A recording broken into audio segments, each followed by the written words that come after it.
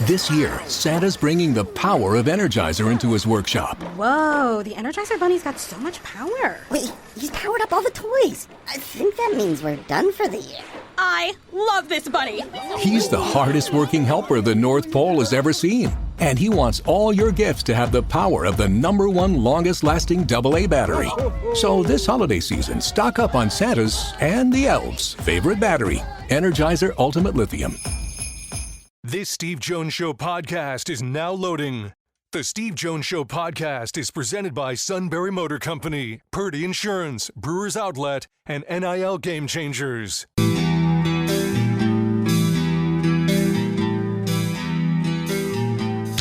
Bringing you an in-depth look at Penn State sports and more. This is the Steve Jones Show on News Radio 1070 WKOK.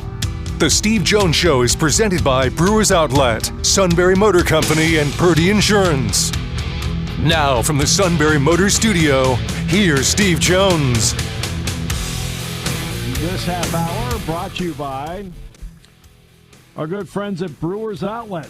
Reagan Street in Sunbury, the beverage supermarket, imports domestics, microbrews, the best selection of beer anywhere, wine coolers, water, soft drinks, snacks.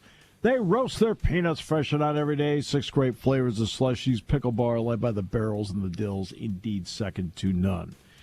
We get the show rolling today with a person I consider to be the best in the business, and thank you for all the kind words you have said this season. I appreciate that. Brad Nessler. Brad, welcome. Hey, Steve. It seems like I've seen you and Jack more than I've seen my wife this year. I don't know. That's not good, Brad. That's not a good thing. How are you, my friend? I'm doing great. I'm doing great because I had said to my wife on Friday, hey, by the way, I said, basketball Thursday, basketball Tuesday next week. I said, I've got the weekend off. Oh, great. I came home from the game Saturday. I said, there's been a change in plans. Well, you probably would have been maybe better off if you had the weekend off and then just sit back and get a nice home game as a 5 seed or whatever. But the way it is, I think this is pretty cool. We got #1 against #3, so we'll take it, right? So and you and I both know the difference of seeing somebody in person. It to me, it makes all the difference in terms of perception of a team. I haven't seen Oregon in person, but you have. When you've seen them, what strikes you about them? I think the biggest thing that would strike people that haven't watched them, because I think you think of Oregon and you think of 50 different uniforms and all kinds of offense and everything. I think you'd be surprised at their offensive and defensive lines and how good their defense is. They still don't. They're still kind of unnoticed. Somebody said to me yesterday, are they the most unmistakable #1 team, or are they most unremarkable #1 team that nobody knows anything about? And I would say the latter. Yep. They've just kind of been laying in the weeds, which ducks do, as we know. Just sitting out there in the pond in Eugene. And I think they're under the radar for being a #1 team in the country, because I don't know that people have seen them enough. Ohio State people know that they're going to see Penn State and they're going to see Michigan and they're going to see their Nittany Lions and all of that. But just being new to the conference and coming in, from the West Coast, I think everybody still has the perception, West Coast, flash and dash, a lot of offense, a lot of speed, and no defense, and defensive lines aren't physical. That would be the thing that would stand out, I think, is that's what Dan Lanning's built in his 3 years, is he knew coming from the SEC and going to the Big Ten, got to be physical every week and have to have depth on both lines. And he's put a pretty nice team together. Yeah, because I told people when they'd ask me about the matchup, I said, look, you're going to have 4 of the better defensive ends in the country on the same field at the same time. Because, I see what you see, at least on video. Those defensive ends can flat out play for that team. Yeah, and, their 2 tackles, their left tackle, Connerly, his first team All-Big Ten, and their right tackle is second team All-Big Ten. And so that matchup with, Dennis Sutton and Abdul, that's going to be so much fun to watch. I know that we're going to be zoomed in on that, and we'll probably do a little more pit framing, just because watching those guys is going to be as much fun as watching the skill position guys.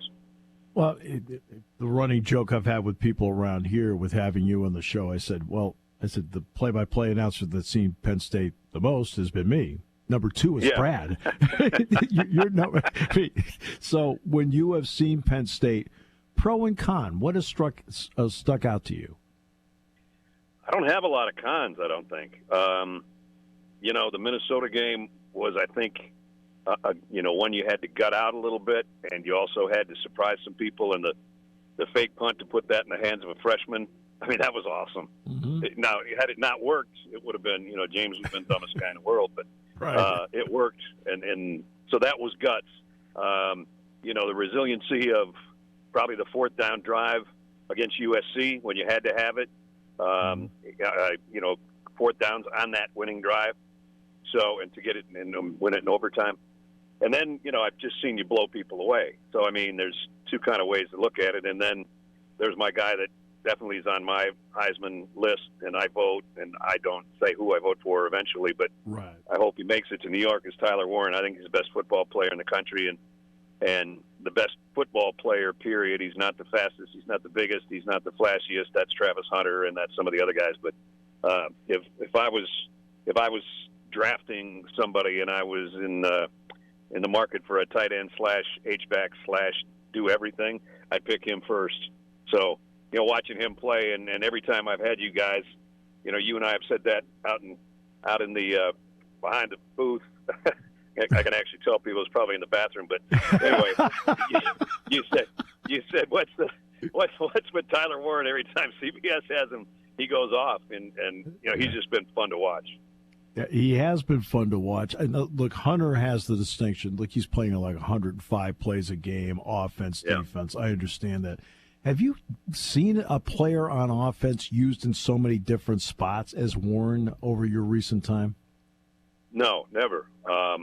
I don't think it's ever.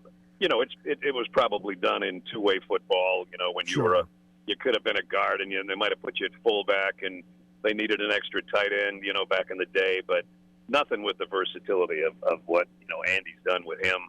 And I mean, the all-timers, the USC, playing center, the double pass. I'll never forget that play, and neither will you. And you called it beautifully, by the way. So did you. But just the kind of versatility that he has, and I mean, he plays them all well. And the coaches say you should see him throw in practice. I said I've seen his 2 or 3 passes. They're not that great, but he was a quarterback back in the day. So I mean, I'm talking about a guy that can do everything. Yeah, no question. Dillon Gabriel is making his 500th consecutive start. No, I'm just kidding. I'll be honest. All the games I've done, I've never seen a guy with 147 career touchdown passes until this guy. When you look at him, what makes him just a cut above as a college quarterback to you?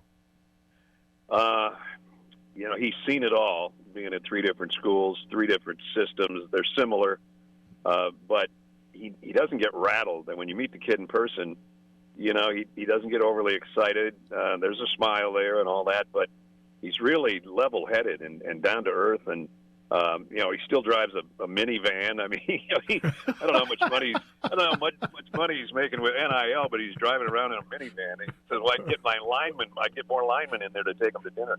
So I mean, he's just really solid. Doesn't make a lot of mistakes. He's really accurate. When he has to move around in the pocket, he can. He does more with his legs than people give him credit for.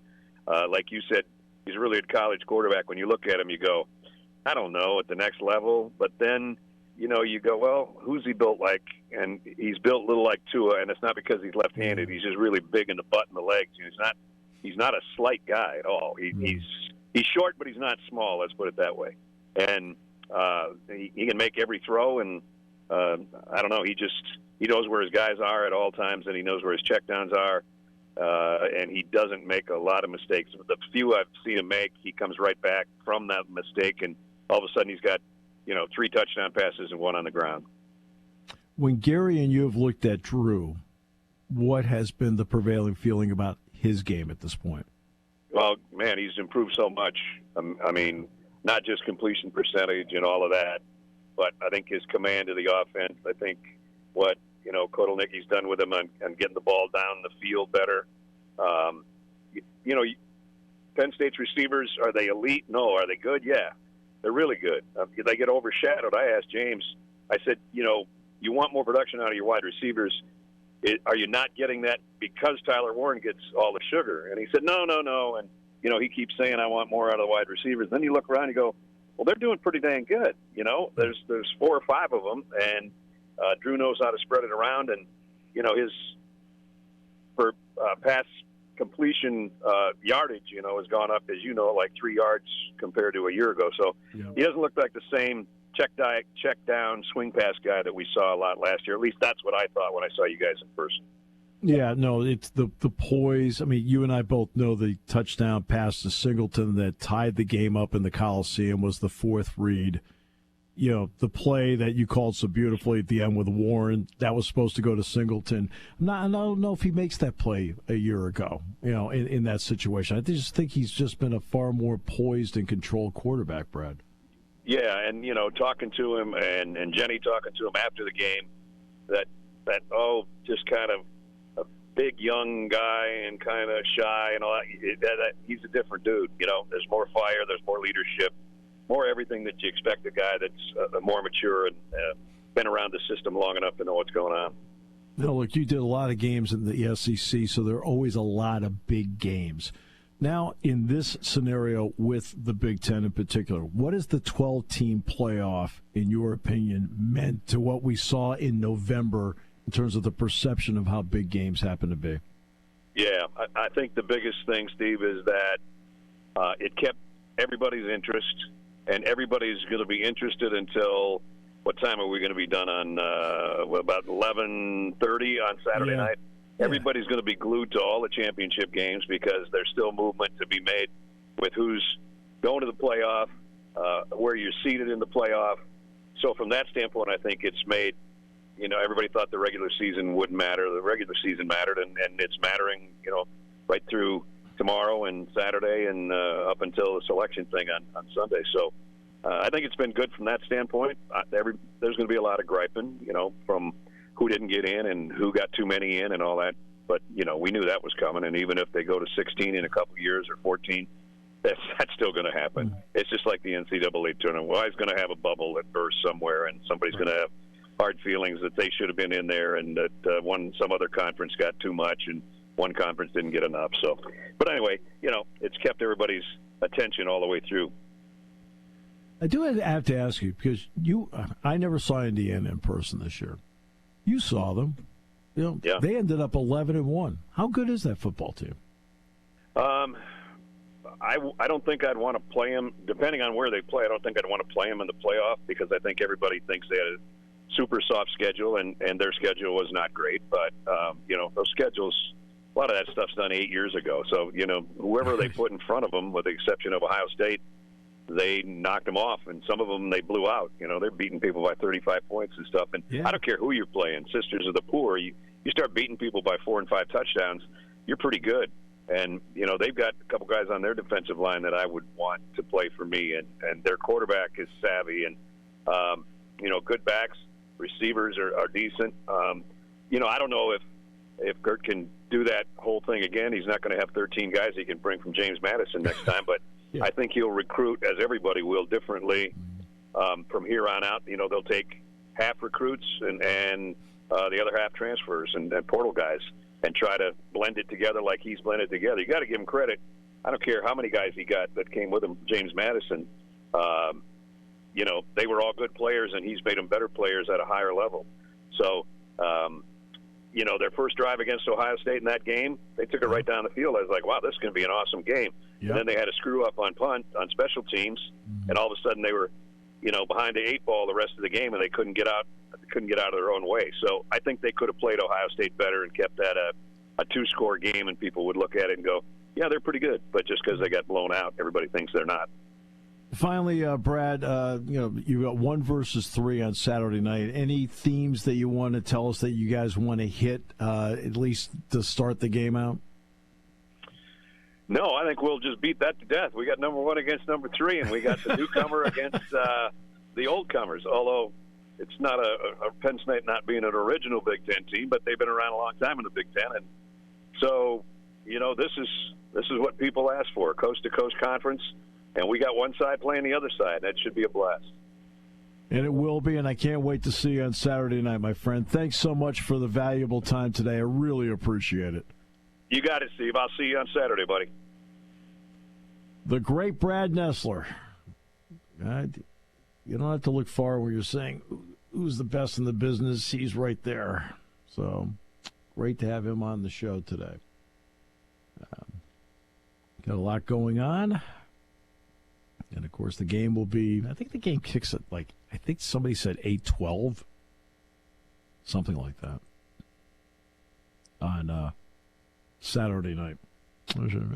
Well, I said, when you floated the duck down the river, I guess we should have taken note of it, that you expected to come back. We will come back with more in a moment. Great to have you with us today. Brought to you by Brewers Outlet here on News Radio 1070 WKOK. There's something to be said about a sale with a handshake, a service technician who really knows what he's doing. They can explain it in English what the problem is. There's nothing better than having that friend you could trust in the area. That's Sunbury Motors, where you get selection, knowledgeable salespeople, and prices that fit your budget, and more important, that friend you can trust. Welcome to Sunbury Motors, Kia, Ford, and Hyundai. You could shop other dealers and compare prices, but at Sunbury Motors, you get their lowest price promise. They research the current used vehicle market and guarantee their used car prices are the lowest. If you find a lower price, Sunbury Motors will beat it. 3 dealers all in one. See their full new and pre-owned inventory at sunburymotors.com. Pick out a vehicle you like and schedule your test drive online. Follow them on Facebook. Sunbury Motors Ford and Hyundai, North 4th Street, Sunbury, and Sunbury Motors Kia, routes 11 and 15 in Hummel's Wharf. Hi, this is Season. For over 100 years, the Purdy Insurance Agency has been protecting families and businesses of the greater Susquehanna Valley and beyond. With the experience of our trained and knowledgeable staff, you can rest assured that your needs will be evaluated and met by some of the industry's best representatives. No matter what your insurance needs are, call Purdy Insurance today at 570-286-5855. Visit our website at purdyinsurance.com or check us out on Facebook to see what we can do for you.